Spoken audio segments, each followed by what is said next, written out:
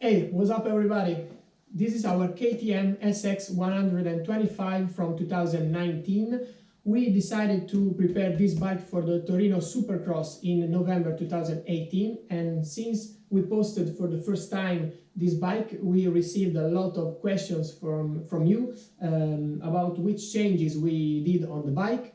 And so, since it raised so much curiosity, we decided to do this bike check to let you know which part we changed on the bike and why we did that.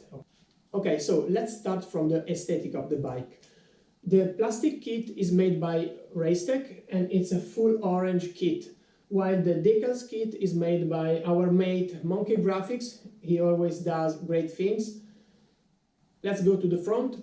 Here we have an handlebar made by Tag Metals. It's the KTM factory band.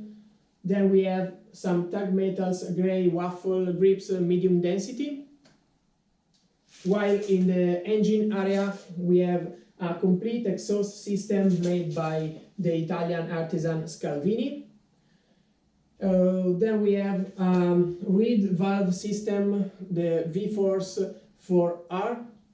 Inside our engine, that has been prepared by Primo Politi factory, who is a specialist of the two-strokes engine, we find Wössner piston with a really special painting, red painting, and head of the cylinder always made by Wössner. In the rear side of the bike, we find these two holes on the rear brake pump. Why we did this modification? Because I have the bad habit to always keep my foot on the rear brake pad, and so it becomes hot and doesn't work properly. So with these two holes we avoid that problem.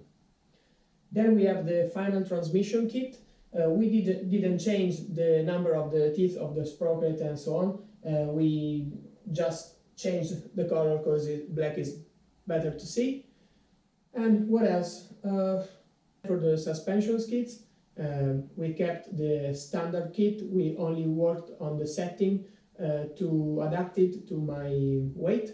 I'm 75 kilos, and that's it.